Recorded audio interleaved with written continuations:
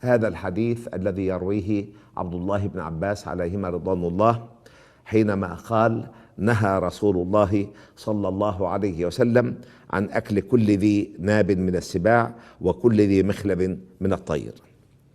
وكل ذي ناب من السباع يعني الحيوانات المفترسة المتوحشة، من أمثال الأسد، الذئب، النمر، الضبع، الكلب، القطة، التي هي الحمير التي يركبها الناس. حرام ثم حرام ثم حرام أكل لحوم الحمر الإنسية.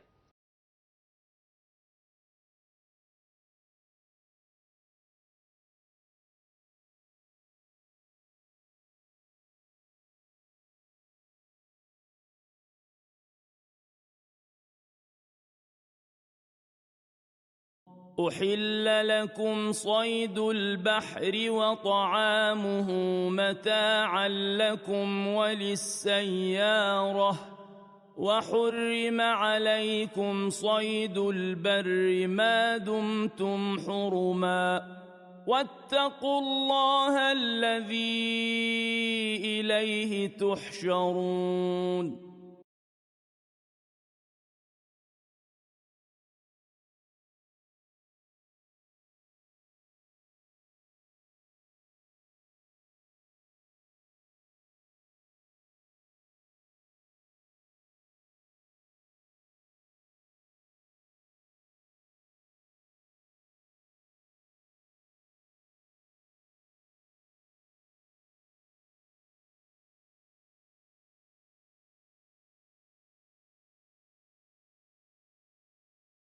مجاهد عن ابن عمر قال: نهى رسول الله صلى الله عليه وسلم عن أكل الجلالة وألبانها.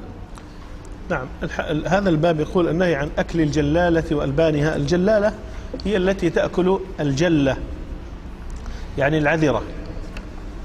العذرة نجسة، والمقصود التي اعتادت أكلها، وليس الذي وقع منها أن أكلت مرة أو مرتين. فنهى عنها ونهى عن لبنها، نهى عن يعني أكلها وعن لبنها، وربما نهى عن ركوبها أيضا. لأن وعلماء الإسلام تحدثوا عن هذا الموضوع من قديم الزمان بناء على نصوص وردت في ذلك، كلها تنتهي إلى النهي عن أكل لحم الجلالة وشرب ألبانها. والجلالة هي كل ما يتناول العذرة والأرواث، وهي تشمل الإبل والبقر والغنم والدجاج والأوز وغير ذلك من كل ما يتناول هذه المواد.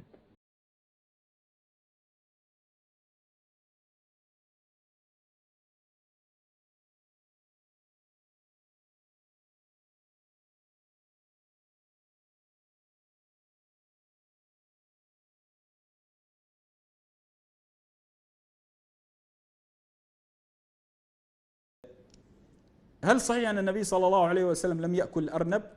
هو النبي صلى الله عليه وسلم عرض عليه لحم الأرنب فقال إنها تحيض، لأن الأرنب يلد ولادة، فقال تحيض، فلهذا النبي صلى الله عليه وسلم عافه، لم يأكل.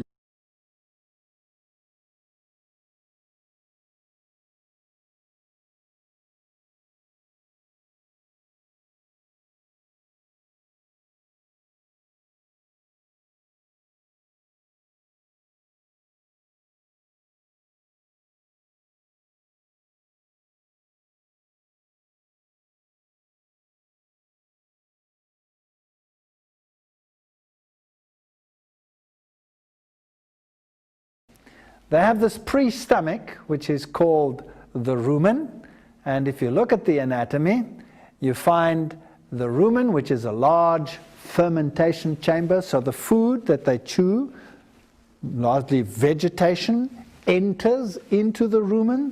Their bacteria ferment this product, and in ruminants with a cloven hoof, this food is regurgitated, goes back into the mouth, is chewed over and over and over, and goes back into the rumen, and then it passes through various chambers like the omasum, the abomasum, and eventually comes to the true stomach, the abomasum, where it is digested. And this fermented food passes all the way through the intestine, and the rest is then defecated.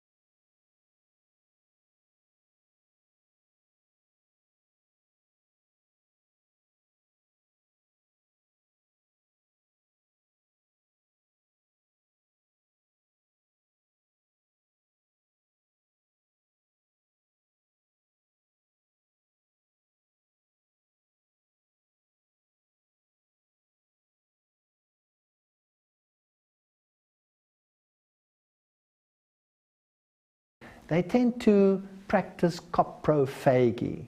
Coprophagy, phagy means feeding. They ingest their own excreta. That's one of the reasons why these creatures might be considered unclean. So it's also a form of chewing the cud, but of course, instead of taking it from a pre-stomach, the rumen, and regurgitating it to the mouth, they're taking it from the other side. And that makes a big difference. When the food passes through the intestine, then waste products are left together with digestible products at the end. And when recirculated, some of these chemicals like secondary bile salts and all of these issues which are detrimental are added to the food chain. So a rabbit, for example, rather than having a pre-stomach like a cow, has the fermentation taking place in the cecum, which is at the end of the intestine. So now there's only one possibility. You can't put the entire intestine into reverse, so the product has to pass out of the intestine, and the rabbit produces two kinds of feces. One is the pellet form, and the other one is a soft form, which it eats directly from the anus, and thereby the bacteria and the fermentation products which make the meal complete are re-ingested. But because it passes right through the intestine, you have some of the secondary products which are harmful also passing through the intestine, and this animal therefore has a higher toxic load than would a ruminant under normal circumstances. So we see the cecum here in this dissected creature is very, very large and lies there as a big fermentation chamber. If you unravel the intestine of a rabbit, for example, you have this normal intestine where the absorption takes place over here, and then you have the large cecum where the fermentation takes place. So the only possibility to re-ingest that is to take it from the other side.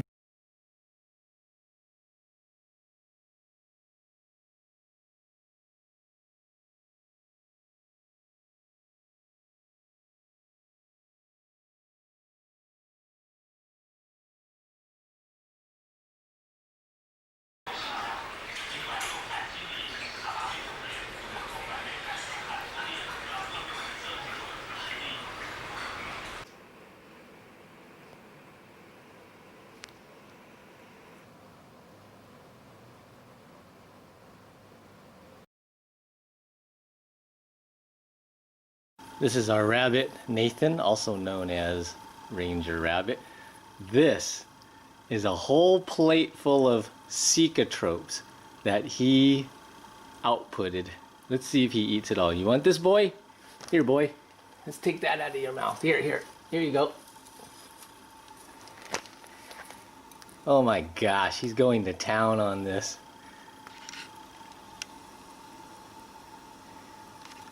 I can't believe you really like that.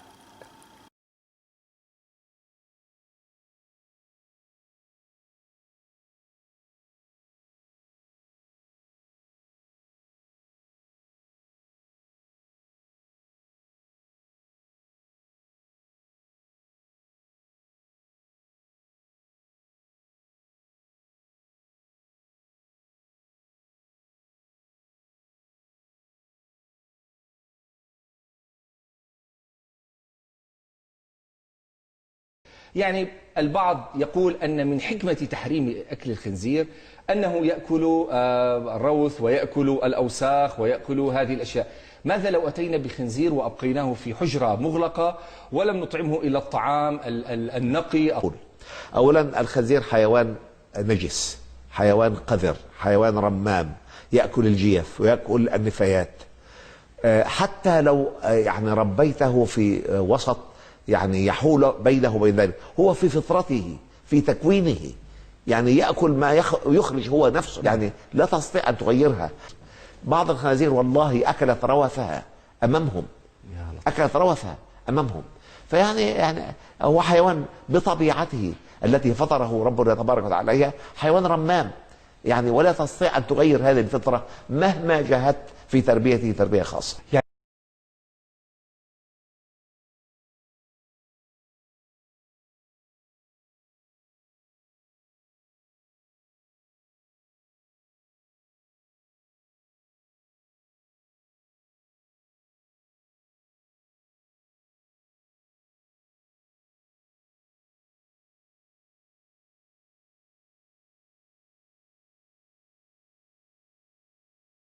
Now, an animal like a fish, which has fins and scales, is very interesting because somewhere in its life cycle, it is largely herbivorous, even if it is in the younger or larval stages that it is herbivorous.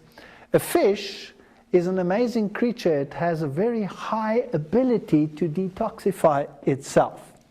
And of course, being situated in water, it's thermal. Eels, lampreys, catfish, all of these don't have scales.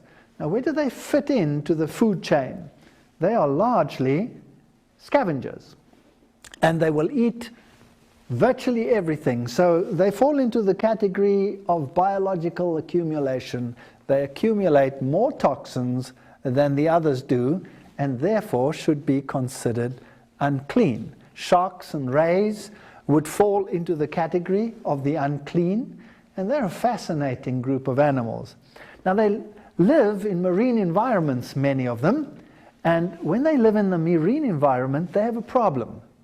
They don't have the ability of the fish that have fins and scales to rid themselves of the salts which constantly move into the body as perfectly as the others do. So these creatures solve their osmotic water problems in a different fashions. A bony fish will excrete salts through the gills, so when it drinks seawater, it desalinates the seawater and gets fresh water through this process. And that is how these fishes survive in a marine environment. A shark, on the other hand, also has less salt in its body than the sea has. So you would have the problem that water tends to leave the animal. It has a salt gland in the rectum whereby it can get rid of some of the salts, but it solves its water problem by retaining urea. And so it has very high levels of urea. Urea is, of course, a waste product which other animals just excrete to get rid of it because it is toxic. But these creatures retain it and have developed a resilience and a resistance to this product. So in fact, they are like urea enhanced creatures. So what would happen if you took the fins off the top of the animal and dried them? Well, what you would get is you would get crystallized urea.